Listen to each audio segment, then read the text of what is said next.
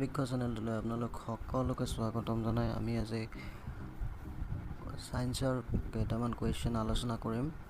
ইয়াৰে আপোনালোকৰ কাৰণে অতিকে গুৰুত্বপূৰ্ণ প্ৰত্যেকটো এক্সামৰ কাৰণে। ইয়াৰে প্ৰথম কুৱেশ্যনটো আহিছে আমাৰ সাধাৰণ মানুহৰ শৰীৰত কিমান পৰিমাণৰ ৰক্ত পোৱা যায়। ইয়াৰে উত্তৰটো হ'ব 5 পৰা 6 লিটাৰ। 2 নম্বৰ কুৱেশ্যনটো আমি লৈ আহিছোঁ মানুহৰ তেজৰ pH মান কিমান 7.4। পুৰুষতকৈ মহিলাৰ দেহত কিমান পৰিমাণৰ তেজ পোৱা যায় আধা লিটাৰ কম। তেজৰ অধ্যয়নক কি নামেৰে জনা যায় হিমেটলজি। 5 নম্বৰ কুৱেশ্যনটো আছে আমাৰ তেজৰ নিৰ্মাণ প্ৰক্ৰিয়াটো কি নামেৰে জনা যায় হিম'পাইচিছ। 6 নম্বৰ প্ৰশ্নটো আছে আমাৰ তেজৰ কেইটা ভাগ পোৱা যায়। তেজ হ'ল 2 প্ৰকাৰৰ। তেজৰ 2টা ভাগ পোৱা যায়, এ প্লাজমা আৰু 2 নম্বৰটো হ'ল কপচুলছ। RBCৰ প্ৰধান কাম কি? RBCৰ প্ৰধান কাম হ'ল অক্সিজেন পৰিবহণ কৰা। RBCৰ জীৱনকাল কিমান দিন? RBCৰ জীৱনকাল আপোনাৰ 4 মাহ।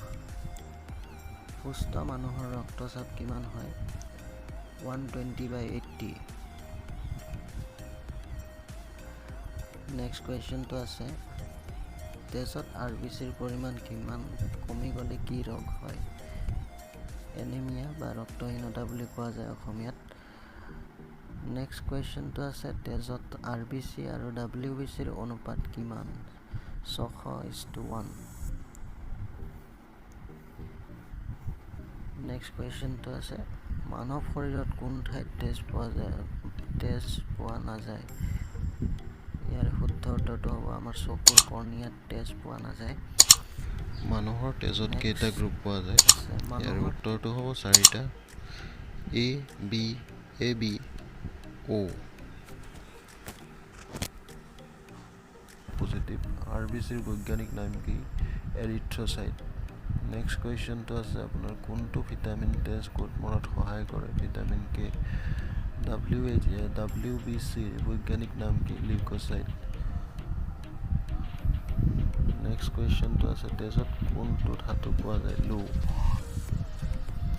নেক্সট কুৱেশ্যন আছে কোনটো উপাদানৰ বাবে মানুহৰ দেহত তেজ গোট নামাৰি হেপাৰিন। RH ফেক্টৰৰ উদ্ভাৱক কোন? ইয়াৰ শুদ্ধ উত্তৰ হ'ব কাৰ্ল লেণ্ডষ্টেইনাৰ। আমাৰ শেষৰ প্ৰশ্নটো লৈ আহিছোঁ আৰু ইয়াৰ শেষৰ প্ৰশ্নটো হ'ল মানৱ শৰীৰত WBCৰ পৰিমাণ যদি বাঢ়ি যায় তাক কি বুলি কোৱা যায়? ইয়াৰ উত্তৰটো হ'ব লিউকমিয়া। এয়াই আছিল কেইটামান ছায়েন্সৰ 20টা প্ৰশ্ন। আশা কৰিছোঁ আপোনালোকৰ সহায় হ'ব। প্ৰত্যেকটো প্ৰশ্ন পৰীক্ষাতে এইবোৰ প্ৰশ্ন আহি থাকে, আপোনালোকে চাই ল'ব আৰু যদি চেনেলটো ভাল লাগিছে ছাবস্ক্ৰাইব কৰিব, লাইক কৰিব আৰু বেল বাটনটো দবাই দিব নেক্সট ভিডিঅ'বোৰ আহিলে যাতে আপোনালোকে গম পায়। ধন্যবাদ।